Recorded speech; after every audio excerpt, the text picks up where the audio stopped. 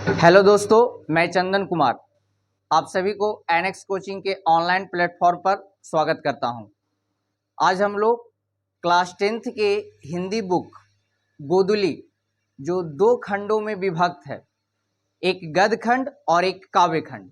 तो आज हम लोग सबसे पहले गद्य खंड का जो 12 लेसन है, इम्पॉर्टेंट क्वेश्चन जो आपके परीक्षा जो 15 फरवरी से स्टार्ट होने वाला है, इसका टोटल महत्वपूर्ण ऑब्जेक्टिव क्वेश्चन आज हम लोग आपके सामने लेकर आया हूं। तो आइए देखते हैं आज इम्पॉर्टेंट क्वेश्चन का वीडियो।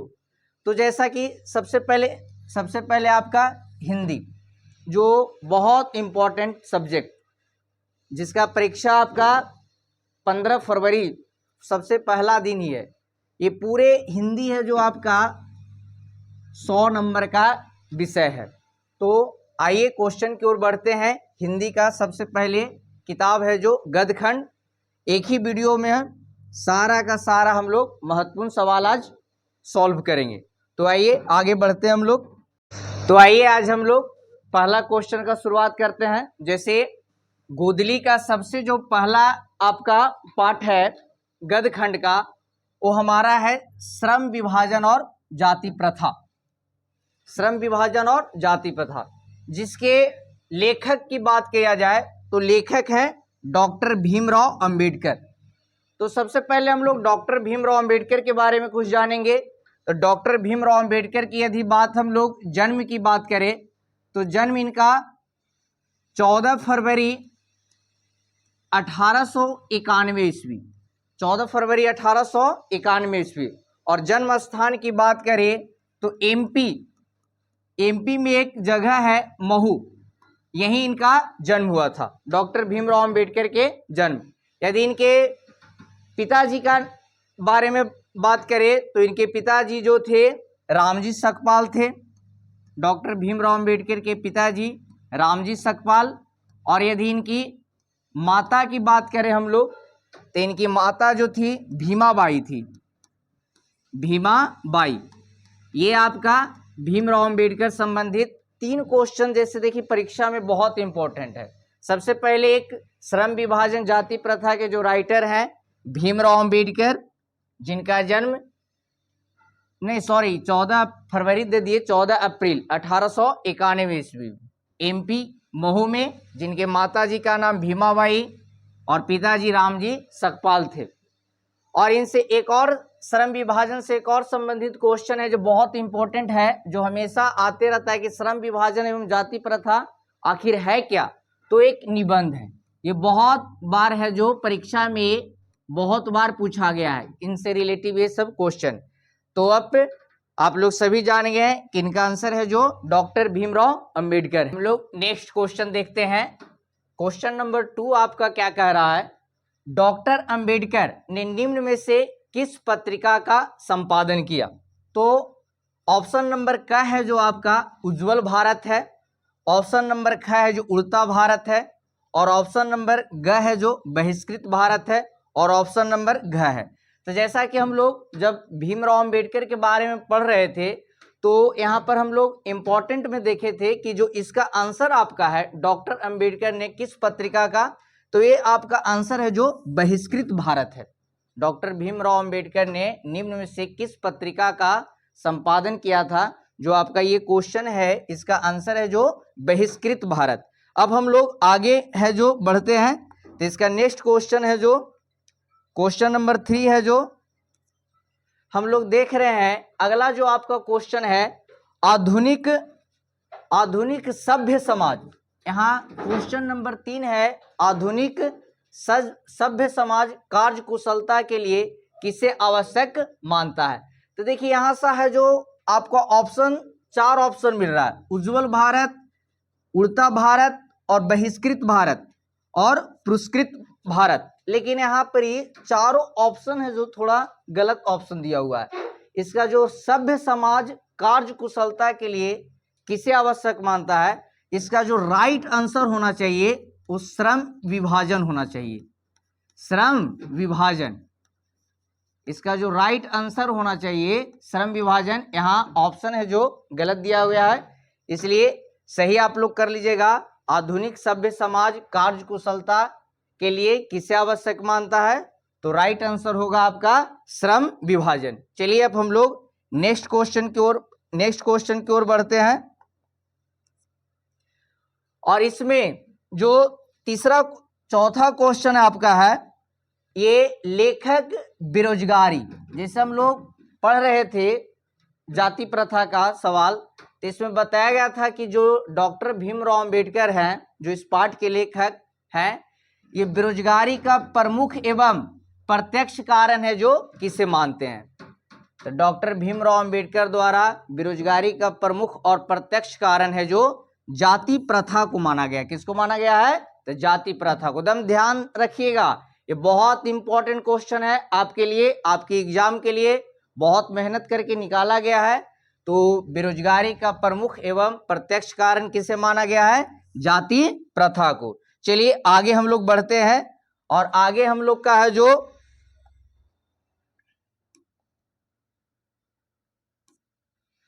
अगला जो सवाल है हम लोग का, ये है the castes in India where mechanism किसकी रचना है?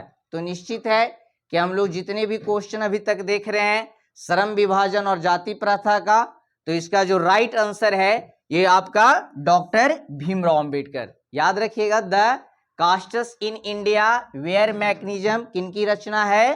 तो डॉक्टर भीमराव अंबेडकर। एक और सबसे इंपॉर्टेंट क्वेश्चन इनका है जो एक भीमराव अंबेडकर का एनिहिलेशन ऑफ कास्ट जो लिखा गया है, इसका हिंदी रूपांतरण है जो ललय सिंह यादव द्वारा है जो एनिहिलेशन ऑफ कास्ट का जो है डॉक्टर भीमराव अंबेडकर का लिखा हुआ, इनका हिंदी रूपांतरण है जो ललय सिंह यादव द्वारा किया गया था।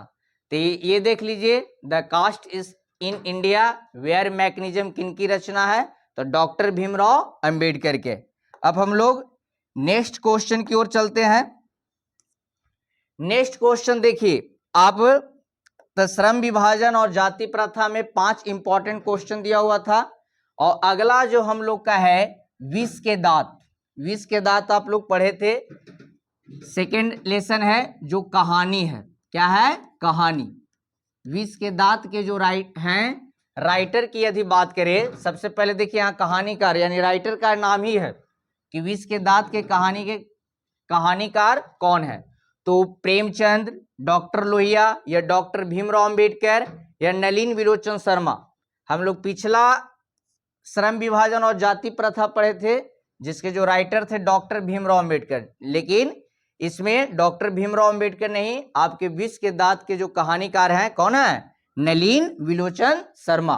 बहुत अच्छा, यानी याद रख रहिएगा, राइटर जितने भी आपके गोदली बुक में काव्य खंड और गद्य खंड के 12 दूनी 24 गो राइटर हैं, 24 राइटर के बारे में आपको इनके ऊपर इनका जन्म, इनके ऊपर संबंधित अधिकांश क्वेश्चन आपको याद रखना पड़ेगा। चलिए अब हम लोग नेक्स्ट क्वेश्चन की ओर जाते हैं।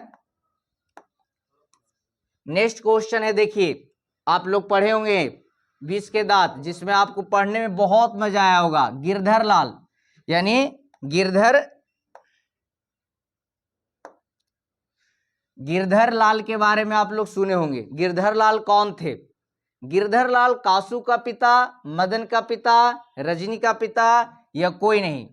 तो जैसा कि हम लोग विष के दांत कहानी पढ़े थे, तो इसमें गिरधर लाल सेन साहब के यहाँ काम करने वाला एक किरानी था जो बहुत गरीब था, और ये गिरधर लाल है जो मदन के पिता थे। मदन जो गिरधर लाल का बेटा था, इसके बारे में आप कहानी डिटेल से पढ़े होंगे।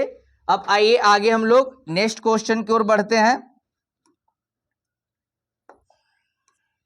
नेक्स्ट क्वेश्चन देखिए, अगला क्वेश्चन है आपका, अगला क्वेश्चन में की यदि बात हम लोग करते हैं तो क्वेश्चन लिखा गया है सेन साहब, जो आप लोग पढ़े थे कि सेन साहब है जो अपना बेटा को है जो अपने पुत्र को क्या बनाना चाहते थे। इनका एक ही पुत्र था, 5 बेटी के बाद एक पुत्र का जन्म हुआ था, और ये अपने पुत्र को बहुत लाड़ प्यार करते थे और अपने पुत्र को हमेशा इंजीनियर के रूप में देखना चाहते थे।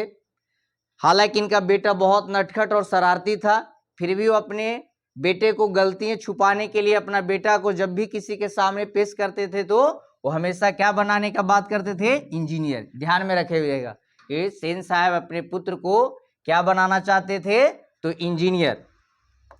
आगे हम लोग नेक्स्ट क्वेश्चन की ओर देखते हैं। नेक्स्ट क्वेश्चन है जो आपका, नलिन विलोचन शर्मा का पिताजी का है जो क्या नाम था? नलिन विलोचन शर्मा के पिताजी का है जो क्या नाम था? ऑप्शन है रामावतार शर्मा, कृष्णावतार शर्मा या मृत्युंजय शर्मा। या चलिए तो हम देखते हैं क्वेश्चन नंबर 9 जो विष के दांत से रिलेटिव क्वेश्चन है।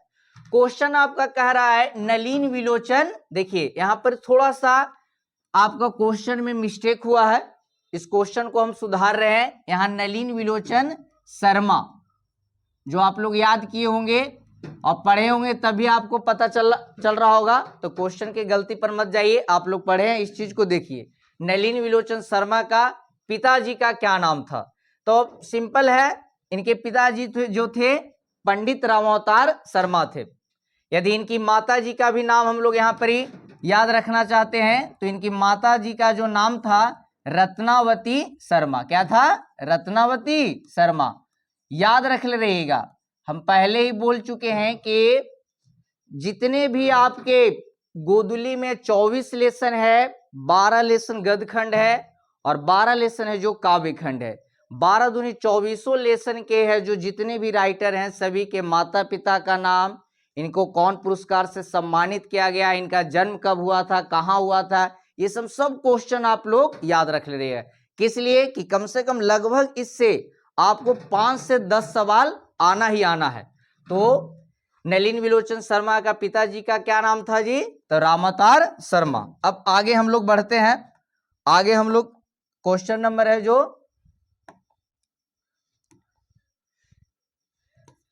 क्वेश्चन नंबर है जो 10th। क्वेश्चन नंबर 10th देखिए क्या कह रहा है।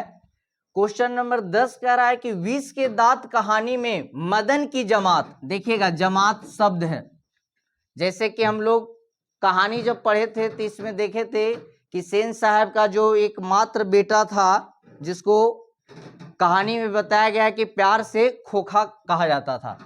तो खोखा एक बहुत अमीर घर का बेटा था, वो बहुत लाड़ प्यार से अपने 5 बहन से लड़ता झगड़ता था, घर के नौकरों पर भी हाथ छोड़ देता था, फिर भी इसके पिताजी कुछ ना कहते थे।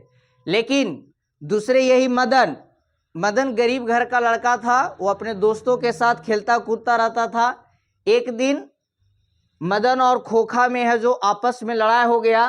खोखा है जो मदन के गली में खेलने चला गया, तो इसी को जमात कहा गया है कि मदन की जमात। विष के दांत कहानी में मदन की जमात किसे कहा गया है? कौओं की जमात, कि हंस का जमात, कि मोर का जमात, कि गरीबों का जमात।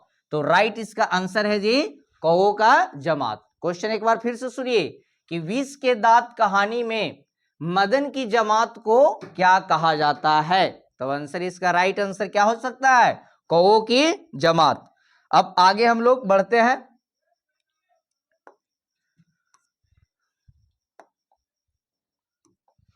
आगे देखिए क्वेश्चन आपका है जो 11वां नंबर क्वेश्चन है जो लेसन 3 से है, और लेसन 3 का जो नाम है यहाँ पर, लेसन 3 आपका है भारत से हम क्या सीखे। भारत से हम क्या सीखे, लेसन नंबर 3, भारत से हम क्या सीखे। और क्वेश्चन नंबर है जो 11, इसके रचनाकार बताइएगा, स्वामी विवेकानंद, कि मैक्स मुलर, कि रविंद्रनाथ ठाकुर, कि दयानंद सरस्वती। तो इसका जो राइट आंसर होगा ये आपका क्या होगा? Max Muller. भारत से हम क्या सीखे, इसके जो रचनाकार हैं, इसका जो राइट आंसर होगा ये क्या होगा? मैक्स मुलर होगा। क्या होगा? Max Muller. आइए नेक्स्ट क्वेश्चन की ओर हम लोग बढ़ते हैं। नेक्स्ट क्वेश्चन देखिए, संथाल है जो आपका नेक्स्ट क्वेश्चन है। संथाल किस देश की प्रजाति है? संथाल है जो किस देश की प्रजाति है, चीन का कि भारत का कि मंगोल का, यूनान का। जब हम लोग भारत से हम क्या सीखे, टॉपिक यानी लेसन जो हम लोग जब डिटेल से देख रहे थे तो इसमें पता चला कि जो संथाल है भारत का एक है जो प्रजाति है, मुंडा प्रजाति में आते रहता है ना। अब आइए हम लोग नेक्स्ट क्वेश्चन हम लोग देखते हैं, और नेक्स्ट क्वेश्चन आपका है इससे रिलेटिव है। जो नेक्स्ट क्वेश्चन है जो क्या कह रहा है, जो सुनिए, भारत से हम क्या सीखे, भारत से हम क्या सीखे पार्ट में नए सिकंदर किसको कहा गया है, नए सिकंदर किसको कहा गया है। तो ऑप्शन नंबर का हम लोग देख रहे हैं कि भारत के वीरों के लिए, कि यूरोप के वीरों के लिए, कि युवाओं अंग्रेज अधिकारियों के लिए, या कोई नहीं। तो इसका जो राइट आंसर है बताइए क्या होगा। तो इसका राइट आंसर आप लोग सही जा रहे हैं, यानी ऑप्शन नंबर ग, यानी युवा अंग्रेज अधिकारियों के लिए है जो कहा गया है नया सिकंदर ना। चलिए अब आगे हम लोग बढ़ते हैं। आगे हम लोग क्वेश्चन नंबर 14, भारत से हम क्या सीखे से। क्वेश्चन नंबर है जो 14 है जो मेघदूत का लेखक कौन है, मेघदूत का लेखक कौन है। तो ऑप्शन नंबर ख बाबू, ऑप्शन नंबर ख, क्या चीज, कालिदास ना। कालिदास का नाम आप लोग सुने होंगे, पढ़े होंगे भी। इसका जो राइट आंसर होगा जो क्या होगा, कालिदास। आइए अब आगे क्वेश्चन नंबर है जो 15। क्वेश्चन नंबर 15 आपका है जो क्या कह रहा है कि निम्न में से कौन सबसे प्राचीनतम, प्राचीनतम यानी पुराना जीव, प्राचीनतम मतलब पुराना, निम्न में से कौन सबसे प्राचीनतम भाषा है। तो इसका जो राइट आंसर आपका होगा संस्कृत, जो आपका एग्जाम भी होने वाला है संस्कृत और हिंदी का ना। और ये दोनों विषय बाबू यानी हिंदी, संस्कृत और मैथ आपका एक ऐसा विषय जिसमें आप 300 नंबर है, 300 विषय में आप जितना ज्यादा से ज्यादा कोशिश कीजिए कि कम से कम 290 280 तक आपका इसमें नंबर आ जाए, कि आपको जो आप 90% लाना चाहते हैं इसको ला सकते हैं। चलिए अब आगे क्वेश्चन नंबर हम लोग आगे बढ़ते हैं, और क्वेश्चन नंबर जो आगे अब हमारा है देखिए क्या है, नाखून क्यों बढ़ते हैं। क्वेश्चन नंबर है जो क्या चीज नेक्स्ट है जो नाखून क्यों बढ़ते हैं।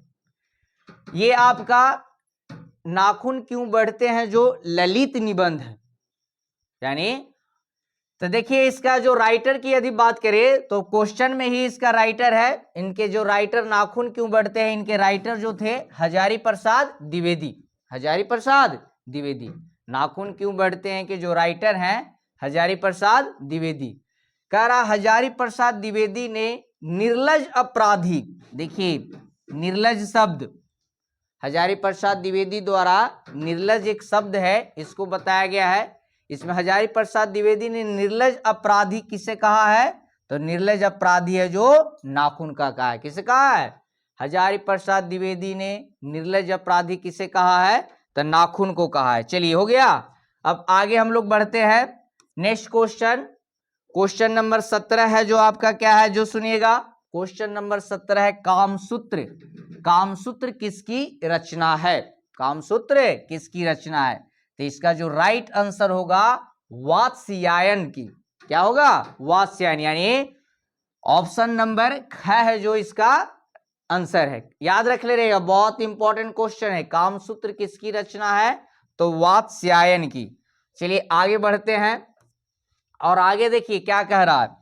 अगला जो क्वेश्चन नंबर आपका 18 है, ये आपको क्या कह रहा है कि पाठ की इस निबंध में नख, नख यानी नाखून, पाठ की इस निबंध में नख को किसका प्रतीक बताया गया है, तो नख को बताया गया है हजारी प्रसाद द्विवेदी द्वारा पशुता का, यानी नख बढ़ाना है जो किसका प्रतीक बताया गया है, पशुता का।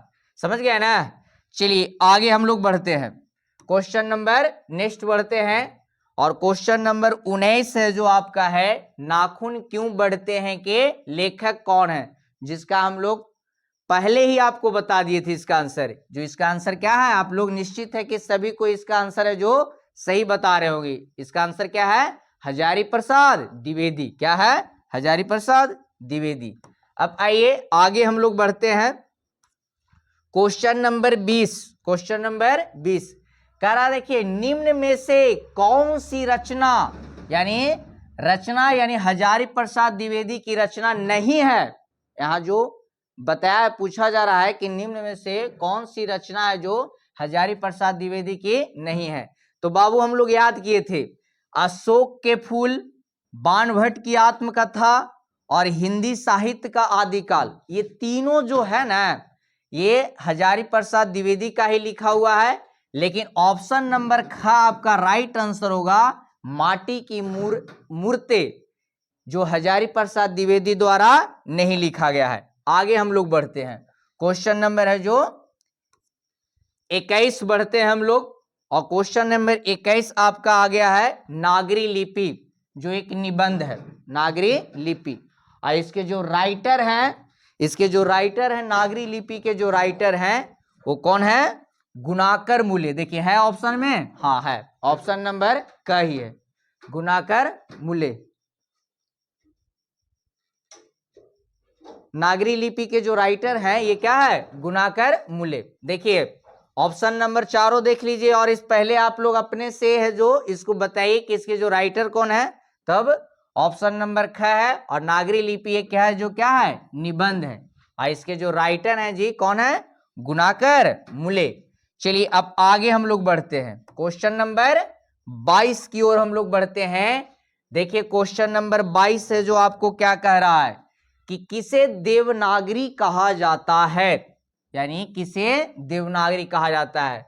तो चार ऑप्शन है इसमें आपका, प्रयाग, काशी, मथुरा और उज्जैन। तो इसका जो राइट आंसर है आपका काशी। क्वेश्चन नंबर था क्या चाहिए? 22 आपको किसे देवनागरी, जैसे देवनागरी एक लिपि है, हम लोग जो हिंदी भाषा में जो आंसर देते हैं ये किस लिपि में देते हैं? देवनागरी लिपि में। और ये देवनागरी कहा जाता है काशी को। अब आगे हम लोग बढ़ते हैं, और क्वेश्चन नंबर हम लोग है जो 23 है, जो 23 देखिए क्या कह रहा है, उत्तर भारत की विशेष स्थापत्य। यहां देखिए थोड़ा सा गलती है, यहां आपको क्या होना चाहिए? शैली होना चाहिए। क्या होना चाहिए? शैली। शैली यहां पर ही होना चाहिए कि उत्तर भारत की विशेष स्थापत्य शैली को किसको क्या कहते हैं। तो इसका जो राइट आंसर होगा आपका ऑप्शन नंबर ख, नागर शैली। क्या हो जाएगा? ऑप्शन नंबर ख है जो आपका नागर शैली होगा ना। अब देखिए आगे हम लोग क्वेश्चन नंबर 24, क्वेश्चन नंबर 24, और क्वेश्चन नंबर 24 है आपका सिद्धम। सिद्धम क्या है? तो सिद्धम एक प्रकार का है जो आपका लिपि है। क्या है? लिपि। एकदम ध्यान रख ले रहिए, सिद्धम क्या है? एक प्रकार का लिपि। अब आगे हम लोग बढ़ते हैं, और आगे हम लोग क्वेश्चन नंबर है जो 25, क्वेश्चन नंबर 25 है जो देखिए क्या कह रहा है, हिंदी के आदि कवि, हिंदी के आदि कवि कौन है? तो हिंदी के जो आदि कवि हैं वो सरहपाद। क्या है? सरहपाद। चलिए आगे बढ़ते हैं, और आगे बढ़ते हैं। अगला जो क्वेश्चन है आपका है, देखिए क्या क्वेश्चन है, नागरी लिपि। यहां पर ही देखिए गलत है लिखा हुआ, यहां पर ही आपका शीर्षक होगा। क्या होगा जी? शीर्षक। क्या होगा? शीर्षक। नागरी लिपि शीर्षक पाठ किस पुस्तक से लिया गया है? तो निश्चित है कि ऑप्शन नंबर ख। क्या चीज से? किस पुस्तक से? ऑप्शन नंबर ख, भारतीय लिपियों की कहानी से। यानी क्वेश्चन 26 नंबर एक बार फिर हम रिपीट कर रहे हैं, नागरी लिपि शीर्षक पाठ किस पुस्तक से लिया गया है? तो ऑप्शन नंबर ख, भारतीय लिपियों की कहानी से। चलिए अब आगे बढ़ते हैं हम लोग, और आगे जो आपका नेक्स्ट क्वेश्चन है ये देखिए क्वेश्चन नंबर 27, भारतीय लिपियों की कहानी का रचनाकार है। तो इसका जो राइट आंसर होगा बाबू क्या होगा? गुणाकर मूले। क्या होगा? गुणाकर मूले। भारतीय लिपियों की कहानी के रचनाकार कौन है? गुणाकर मूले। आगे हम लोग बढ़ते हैं, आगे देखिए आपका बहुत ही लाजवाब लेसन बहादुर। क्या जी? बहादुर। जो क्या है? बहादुर आपका है जो कहानी है, क्या है, कहानी। देखिए यहां भी आपको गलत है, यहां पर ये जो होगा ना, ये आपका यहां पर ये शीर्षक लिखाएगा, क्या लिखाएगा, शीर्षक। बहादुर बहादुर शीर्षक कहानी का कहानीकार है। ऑप्शन पर आ जाइए। ऑप्शन नंबर क अमरकांत, ऑप्शन नंबर ख गुणाकर मुले, ऑप्शन नंबर ग महादेवी वर्मा, ऑप्शन नंबर घ कमलेश्वर। तो इसका जो राइट आंसर होगा क्या होगा, अमरकांत। क्या होगा, अमरकांत। याद है ना, बहादुर कहानी का कहानीकार है, तो इसका जो राइट आंसर होगा क्या होगा जी, अमरकांत होगा। चलिए अब आगे हम लोग बढ़ते हैं। अगला जो क्वेश्चन है, देखिए बहादुर का पूरा नाम क्या था। देखिए जैसे आप लोग कहानी सुने थे बहादुर का जो पूरा नाम था, जब बहादुर शुरू है जो घर में काम करने के लिए इसको लाया गया, तब परिवार के लोग जब इसका नाम पूछा तो अपना पूरा नाम है जो क्या बताया, दिल बहादुर। देखिए कितना लाजवाब है, जो बहादुर का नाम था दिल बहादुर। आप लोग पढ़े भी होंगे कि भाई दिल बहादुर से आखिरकार इसके आगे का जो शब्द है दिल क्यों हटा दिया गया था। ये आप लोग जब क्लास पढ़े थे तब डिटेल से इसके बारे में आपको बताया गया था। अब आगे हम लोग बढ़ते हैं, और आगे हम लोग बढ़ रहे हैं। अगला जो क्वेश्चन है, देखिए क्वेश्चन है निर्मला। कौन है, निर्मला। निर्मला कौन थी, निर्मला कौन थी। देखिए निर्मला के घर में ही नौकर रखने के लिए जरूरी था ना, ये कहानी आप लोग सुने होंगे। तो निर्मला जो थी ना, कहानीकार की पत्नी थी। क्या थी जी, निर्मला जो थे कहानीकार के पत्नी थी ना। चलिए आगे बढ़ते हैं, और अगला जो हम लोग का क्वेश्चन है बाबू क्या है, बहादुर क्या था। तो शुरू से ही हम लोग पढ़ रहे हैं, कहानी में पढ़े थे कि बहादुर एक नौकर था जी, जो किसके घर आया था, अमरकांत के घर। किसके घर आया था, अमरकांत के घर। समझे ना। चलिए आगे हम लोग देखते हैं। आगे है जो क्वेश्चन नंबर आपका 32। क्वेश्चन नंबर 32 देखिए कितना अच्छा बात है, लिखा गया है कि जहां प्रतिष्ठा नहीं वहां क्या रहना, यह बात किसके मन में उत्पन्न हुई। जहां प्रतिष्ठा नहीं वहां क्या रहना, यह बात किसके मन में उत्पन्न हुई। तो यह बात है जो बहादुर के मन में उत्पन्न हुआ। क्यों, क्योंकि बहादुर पर है जो चोरी का आरोप लगाया गया था, इसलिए उसके अंदर इतना गलत भावना उत्पन्न हो गया था कि वो अपने लिए एक शब्द बताया गया कि जहां प्रतिष्ठा नहीं वहां क्या रहना। तो यह बात किसके मन में उत्पन्न हुई, तो बहादुर के मन में। किसके मन में, बहादुर के मन में। चलिए आगे हम लोग बढ़ते हैं। अगला जो क्वेश्चन है बाबू, देखिए मौत का नगर किस लेखक की कहानी है। तो मौत का नगर है जो किस लेखक की कहानी है, कहानी संग्रह है। तो इसका जो राइट आंसर होगा ऑप्शन नंबर घ होगा। क्या होगा, ऑप्शन नंबर घ, अमरकांत। क्या होगा, अमरकांत। आगे बढ़ते हैं हम लोग। अगला देखिए, अगला जो सवाल है आपका, परंपरा का मूल्यांकन। परंपरा का मूल्यांकन, यह परंपरा का मूल्यांकन एक प्रकार का है जो निबंध है। क्या है, निबंध। क्या है जी, परंपरा का मूल्यांकन है जो निबंध है। और क्वेश्चन नंबर 34 भी आपका कह रहा है कि परंपरा का मूल्यांकन किसकी कृति है, यानी किनका लिखा हुआ है। तो इसका जो राइट आंसर होगा आपका ऑप्शन नंबर का होगा, रामविलास शर्मा। परंपरा का मूल्यांकन किसकी कृति है, तो रामविलास शर्मा। चलिए आगे हम लोग जाते हैं। अगला जो हम लोग का जो क्वेश्चन है, ये क्वेश्चन नंबर 35, भारतेंदु हरिश्चंद्र। देखिए भारतेंदु हरिश्चंद्र किसकी रचना है। तो भारतेंदु हरिश्चंद्र है जो किसकी रचना है, तो ऑप्शन नंबर का रामविलास शर्मा। किसका है जी, रामविलास शर्मा का। चलिए आगे, आगे देखिए क्या है, निराला की साहित्य साधना। देखिए यहां पर थोड़ा सा मिस्टेक हुआ है, यहां आपको कितने लेकिन गलती से लिखा चुका है यहाँ पर कितले, लेकिन यहाँ होना चाहिए कितने ना।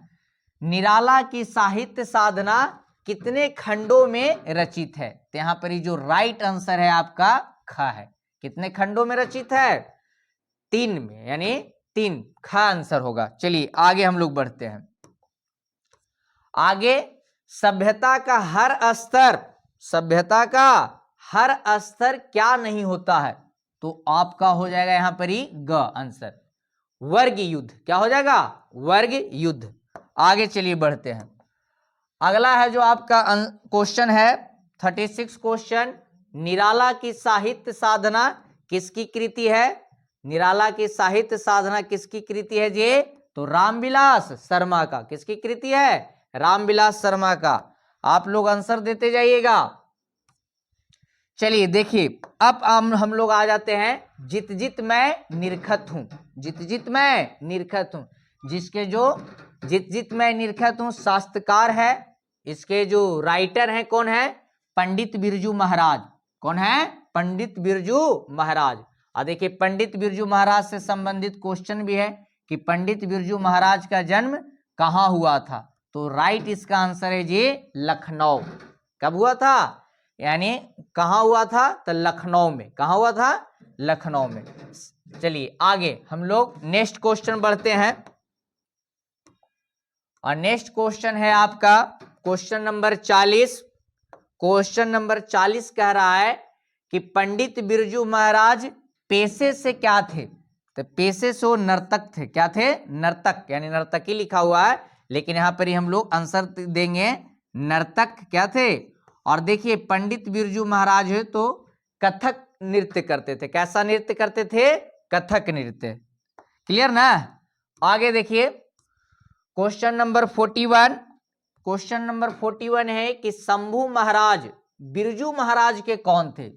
जो शंभू महाराज थे जी, ये बिरजू महाराज यानी पंडित बिरजू महाराज के कौन थे? तो आप लोग पढ़े होंगे। कौन थे? चाचा। कौन थे? चाचा। आगे देखते हैं। चलिए आगे हम लोग देखते हैं। अगला जो क्वेश्चन है ये क्या है? बिरजू महाराज का जो प्रारंभिक नृत्य शिक्षा, बिरजू महाराज का जो प्रारंभिक देखिए नृत्य शिक्षा, बिरजू महाराज की बात हम लोग करें तो बिरजू महाराज कम उम्र से ही है जो अपने पिताजी के साथ कई जगह है जो प्रोग्राम में हिस्सा लेने जाते थे। बहुत छोटा सा उम्र में वो नाच नृत्य करना स्टार्ट कर दिए थे। और इनकी जो प्रारंभिक शिक्षा है ना, किनसे प्राप्त हुआ? इनको पिताजी से ही। मात्र 9.5 साल का उम्र था तब पंडित बिरजू महाराज के पिताजी का देहांत हो गया था, तो उनके ऊपर बहुत बड़ा दायित्व आ गया था। लेकिन यहाँ पर जो क्वेश्चन 42 है, आपको कहा गया है कि बिरजू महाराज का प्रारंभिक नृत्य है जो शिक्षा किनसे प्राप्त हुआ है? तो जो राइट आंसर होगा इससे क्या चीज? इनके पिता से होगा। क्या होगा? चलिए आगे क्वेश्चन नंबर 43। क्वेश्चन नंबर 43 है बिरजू महाराज की प्रथम शिष्या थी। बिरजू महाराज की प्रथम शिष्या थी। तो जो इसका ऑप्शन नंबर ग क्या है? ऑप्शन नंबर ग रसीम। क्या है जी? रसीम इसका है जो राइट आंसर होगा। चलिए नेक्स्ट लेसन आविन्यू। क्या चीज? आविन्यू, जो एक प्रकार का निबंध है। क्या है? आविन्यू है जो निबंध है। क्या है जी? निबंध ना। देखिएगा आइए इस पर। तब सबसे जो 44 नंबर क्वेश्चन है आविन्यू से कि आविन्यू के रचनाकार है। तो आविन्यू के रचनाकार है जो देखिए ऑप्शन नंबर ख राइट आंसर है। क्या है? अशोक वाजपेयी। फिर से एक बार बोलिएगा, आविन्यू के रचनाकार कौन? तब अशोक वाजपेयी। चलिए नेक्स्ट क्वेश्चन। नेक्स्ट क्वेश्चन हम लोग आते हैं क्वेश्चन नंबर 45 ला शत्रुज। देखिए यहां पर ही थोड़ा गलती है, मिस्टेक है। यहां पर ये शत्रुज कर लीजिएगा। क्या कर लीजिएगा? शत्रुज। ला शत्रुज क्या है? तो ला शत्रुज एक प्रकार का ईसाई मठ है। क्या है? ला शत्रुज एक प्रकार का ईसाई मठ है। चलिए आगे क्वेश्चन। क्वेश्चन नंबर 46 देखिए क्या कह रहा है, नदी के किनारे नदी है, इस गद्य का लेखन किसने किया था? तो सिंपल है, आविन्यो लेसन हम लोग देख रहे हैं, और जो इसका राइट आंसर था, आविन्यो के राइटर जो थे अशोक वाजपेयी, तो इसका जो राइट आंसर होगा क्या होगा, अशोक वाजपेयी ना। आगे आगे हम लोग देखते हैं, आविन्यो कहां स्थित है, आविन्यो है जो कहां स्थित है, तो इसको जो राइट आंसर होगा क्या होगा, फ्रांस। आविन्यो कहां स्थित है, फ्रांस में है। कहां है, फ्रांस में। चलिए आगे, आविन्यो कहां स्थित है, तो इसका जो ये हो चुका था, आविन्यो कहां स्थित है, तो फ्रांस में है। कहां है बाबू, फ्रांस में ना। चलिए आगे आ जाइए, क्वेश्चन नंबर 48 कह रहा, फ्रांस में आविन्यो था, क्या था, तो संगीत केंद्र था, कि कला केंद्र था, कि नृत्य केंद्र था। यहां देखिए, यहां शायद शयन केंद्र हो जाएगा, क्या यहां पर ही हो जाएगा, शयन केंद्र। लेकिन जो यहां पर ही राइट आंसर आपका है, फ्रांस में आविन्यो था कला केंद्र, यानी ऑप्शन नंबर ख है जो आपका राइट आंसर है। क्या है, ऑप्शन नंबर ख आपका राइट आंसर है। आगे आ जाइए, अगला जो हम लोग का लेसन है मछली, आप लोग पढ़े होंगे मछली, जिसका एक प्रकार का मछली है जो क्या है, कहानी है जी। मछली क्या है, कहानी है। क्या है, कहानी। इसके जो राइटर थे बाबू, लेखक, मछली का जो लेखक थे वो कौन थे, तब मछली का जो लेखक थे आपका विनोद कुमार शुक्ल। यहाँ क्वेश्चन नंबर देखिए है 49 भी, यहाँ गलत हो गया है, यहाँ पर ही आप लोग शीर्षक कर लीजिएगा। क्या कीजिएगा, शीर्षक। क्या कीजिएगा, शीर्षक। मछली शीर्षक कहानी का लेखक कौन है, तो विनोद कुमार शुक्ल, याद रख ले रहिएगा। और मछली क्या है जी, कहानी है। क्या है, कहानी है ना।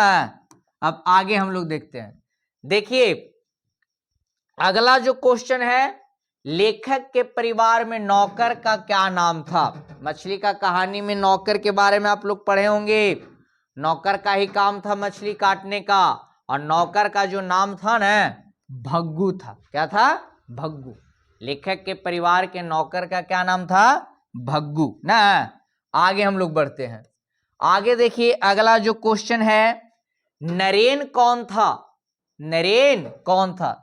तो देखिए नरेन कौन था, तो जो यहाँ पर ही है ना, जैसे इसमें हम लोग देखे होंगे कहानी, जब हम लोग पढ़े होंगे तो नरेन के बारे में जब बताया गया कि नरेन जो थे न, ये जो दोनों भाई था, ये दोनों भाई की एक बहन थी जिसको कहानी में दीदी कहा गया है। तो नरेन जो था न, दीदी का प्रेमी था। किसका, दीदी का प्रेमी। ये आप देखिएगा तरह तरह के किताब में अलग अलग आंसर देते रहता है, लेकिन जो राइट आंसर यहाँ पर ही होगा वो क्या होगा, नरेन कौन था, तो दीदी का प्रेमी था। कौन था, दीदी का प्रेमी। आगे हम लोग बढ़ेंगे, आगे हम लोग बढ़ते हैं, अगला जो क्वेश्चन है बाबू, देखिए क्या क्वेश्चन है, लेखक बाजार से कितना मछलियां खरीदी थी, यानी लेखक बाजार से कितने मछली खरीदे थे। क्वेश्चन थोड़ा सुधार लीजिएगा, लेखक बाजार से कितने ना, क्या चाहिए, कितने, लेखक बाजार से कितने मछली खरीदे थे। तो बाबू इसका जो राइट आंसर बता दीजिए, क्या होगा, इसका जो राइट आंसर होगा 3 होगा। क्या होगा, 3। इसमें एक मछली ऑलरेडी पहले ही सड़ चुका, यानी खराब हो चुका था, मर गया था। 2 मछली जिंदा था। तो दोनों भाई है जो आपस में बात कर लिया था कि भाई घर जाते ही एक मछली हम लोग पिताजी से मांग लेंगे, और इस मछली को हम लोग कुआं में डालकर इससे खेलेंगे, इसको बड़ा करेंगे। यानी मछली को लेकर बच्चों को बहुत अभिलाषा था। तो लेखक बाजार से कितने मछली खरीदे थे बाबू, 3 मछली। कितने मछली, 3 मछली ना।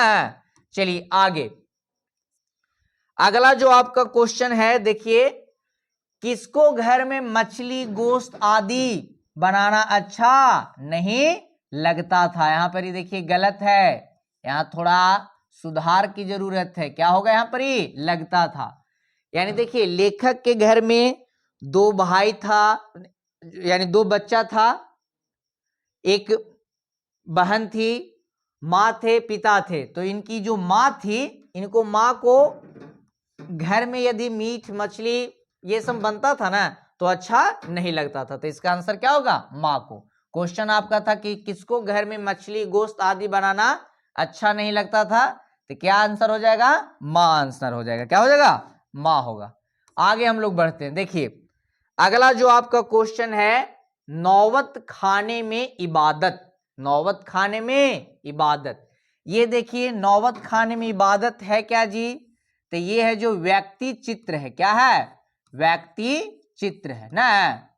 नौबत खाने में इबादत है जो क्या है? व्यक्ति चित्र। और इसके जो राइटर है ना नौबत खाने में इबादत, जो यतीन्द्र मिश्र है, इनके राइटर क्या है? यतीन्द्र मिश्र। और नौबत खाने इबादत में किनके बारे में बताया गया है? तो बिस्मिल्लाह खां के बारे में। किनके बारे में बताया गया है? बिस्मिल्लाह खां। बिस्मिल्लाह खां कौन थे जी? तो बिस्मिल्लाह खां एक प्रसिद्ध शहनाई वादक थे। बहुत इंपॉर्टेंट याद रख रहिएगा। बिस्मिल्लाह खां कौन थे? तो एक प्रसिद्ध शहनाई वादक थे। क्या थे? शहनाई वादक। ध्यान रहेगा ना कि बिस्मिल्लाह खां कौन थे? बिस्मिल्लाह यानी नौबत खाने में इबादत क्या है? तो व्यक्ति चित्र है। नौबत खाने, देखिए यहाँ पर सॉरी यहाँ गलत थोड़ा लिखा गया है, यहाँ पर ही ब कर लीजिएगा। नौबत खाने यहाँ होता है। क्या होता है? नौबत खाने। क्या होता है? नौबत खाने। नौबत खाने में इबादत ना, यही ये है क्या? तो व्यक्ति चित्र है ना। इसके राइटर कौन है? यतीन्द्र मिश्र है। किनके बारे में लिखा गया है? तो बिस्मिल्लाह खां के बारे में लिखा गया। ये क्या थे? तो शहनाई वादक थे। लेकिन क्वेश्चन नंबर जो 54 है आपको कह रहा है कि बिस्मिल्लाह खां के बचपन का नाम बताइए। क्या बताइए? बचपन का नाम। तो देखिए बहुत सारा आंसर है, लेकिन थोड़ा बहुत यहाँ गलत है। ये क्वेश्चन अमीरुद्दीन नहीं होगा, ये आंसर हो जाएगा आपका कमीरुद्दीन। क्या हो जाएगा? कमीरुद्दीन। बोलिए एक बार, क्या आंसर इसका होगा? राइट आंसर जो होगा बिस्मिल्लाह खां के बारे में, कि बिस्मिल्लाह खां के बचपन का नाम क्या था, तो क्या हो जाएगा? कमीरुद्दीन हो जाएगा। क्या हो जाएगा? कमीरुद्दीन। आगे आइए, देखिए बिस्मिल्लाह खां का जन्म कहां हुआ था। तो यहां पर देखिए आपका राज्य दिया है उत्तर प्रदेश, पश्चिम बंगाल, महाराष्ट्र की बिहार। तो बताइए कहां हुआ था बिस्मिल्लाह खां का जन्म? तो बिस्मिल्लाह खां का जो जन्म हुआ था ना बाबू, कहां हुआ था? बिहार। कहां हुआ था? बिहार में एक जगह है डुमराव। कहां जी? डुमराव। अब देखिए डुमराव रिलेटिव एक बहुत इंपॉर्टेंट क्वेश्चन सब्जेक्टिव बनता है कि डुमराव किस कारण से महत्व है। तो डुमराव बताइए किस कारण से महत्व है। तो सबसे बड़ी बात तो बिहार के डुमराव में बिस्मिल्लाह खां का है जो जन्म हुआ था। कहां? बिहार के डुमराव में बिस्मिल्लाह खां का जन्म हुआ था ना। तब बिस्मिल्लाह खां है जो शहनाई वादक थे, और शहनाई बजाने के लिए जिस रीड का प्रयोग होता था, रीड एक विशेष प्रकार का नरकट घास आता है, नरकट घास से बनता था। और यही नरकट घास है जो डुमराव के सोन नदी के किनारे आसपास इसके नदियों के कछारों में फैला हुआ था, इसलिए डुमराव प्रसिद्ध था। तो याद रख लीजिएगा बिस्मिल्लाह खां का जन्म कहां हुआ था। तो राज्य की बात पूछे तो बिहार, और बिहार में भी कहां? तो डुमराव में। कहां? डुमराव में। चलिए समझ गए हैं। अब आगे हम लोग बढ़ते हैं। क्या? आगे बढ़ते हैं। आगे अगला जो आपका क्वेश्चन है बाबू सुनिए, बिस्मिल्लाह खां प्रसिद्ध थे ना। तो हम पहले ही बोल चुके हैं बिस्मिल्लाह खां किस चीज लिए प्रसिद्ध थे। तो शहनाई वादक के लिए। किस चीज के लिए? शहनाई वादक का ना। बिस्मिल्लाह खां शहनाई में इतने निपुण थे ना कि भारत सरकार द्वारा उनको 1980 ईस्वी में, कब? 1980 ईस्वी में भारत का सर्वोच्च सम्मान, क्या जी, भारत का सर्वोच्च सम्मान भारत रत्न से उनको क्या किया गया था, सम्मानित किया गया था। क्या किया गया था, सम्मानित। किनको, बिस्मिल्लाह खां को। आए प्रसिद्ध किस लिए थे, तो शहनाई के लिए। क्या थे, शहनाई के वादक के लिए ना। चलिए अब आगे अगला क्वेश्चन देखिए। अगला क्वेश्चन क्या है कि बिस्मिल्लाह खां का खानदान का कोई भी सदस्य किस दिन शहनाई, क्या होगा यहां पर ही, शहनाई, क्या होगा, शहनाई। बिस्मिल्लाह खां का खानदान का कोई भी सदस्य किस दिन शहनाई नहीं बजाता था, तो इसका जो राइट आंसर होगा मुहर्रम के दिन। क्या होगा, मुहर्रम के दिन ना। चलिए आगे हम लोग देखते हैं। अगला देखिए आपका शायद गोदली का 12वां लेसन है, लास्ट लेसन है, और ये लास्ट लेसन आपका है शिक्षा और संस्कृति। क्या है, शिक्षा और संस्कृति, जो एक है प्रकार का है शिक्षा शास्त्र है। क्या है, शिक्षा शास्त्र है। क्या है, शिक्षा शास्त्र ना, जिसके राइटर थे जी महात्मा गांधी। शिक्षा और संस्कृति के जो राइटर थे बाबू, कौन थे, महात्मा गांधी। कौन थे, महात्मा गांधी। महात्मा गांधी का नाम आप लोग सुने होंगे ना। महात्मा गांधी का जन्म बता दीजिए, कब हुआ था, तो 2 अक्टूबर 1869 ईस्वी। और कहाँ हुआ था, तो गुजरात के पोरबंदर नामक स्थान में। तो देखिए यहाँ क्वेश्चन नंबर जो 58 है, आपको क्या कह रहा है, हिंदी स्वराज के रचनाकार कौन है, तो इसका जो राइट आंसर होगा कौन होगा, महात्मा गांधी। क्या होगा, महात्मा गांधी। चलिए अब आगे हम लोग क्वेश्चन जाते हैं। अगला जो क्वेश्चन है बाबू क्या है, सुनिए क्वेश्चन नंबर 59। हरिजन के संपादक, हरिजन के संपादक थे, तो इसका जो राइट आंसर होगा महात्मा गांधी। क्या होगा, महात्मा गांधी ना। इसका जो राइट आंसर होगा जो क्या होगा, महात्मा गांधी। अगला देखिए क्वेश्चन नंबर 60। पहले हम बोल चुके हैं कि शिक्षा और संस्कृति, शिक्षा और संस्कृति के लेखक कौन है, तो इसका जो राइट आंसर होगा ये क्या होगा, महात्मा गांधी। शिक्षा और संस्कृति के लेखक कौन है, तो महात्मा गांधी। आगे हम देखेंगे अगला जो क्वेश्चन आपका है, देखिए 69 question, 61 number question. Gandhi ji को महात्मा की उपाधि, क्या, गांधी जी को महात्मा की उपाधि किसने दिया था, तो गांधी जी को महात्मा को उपाधि है जो आपका ऑप्शन नंबर ख, रविंद्रनाथ ठाकुर। कौन जी, रविंद्रनाथ ठाकुर ना। चलिए क्वेश्चन नंबर 62।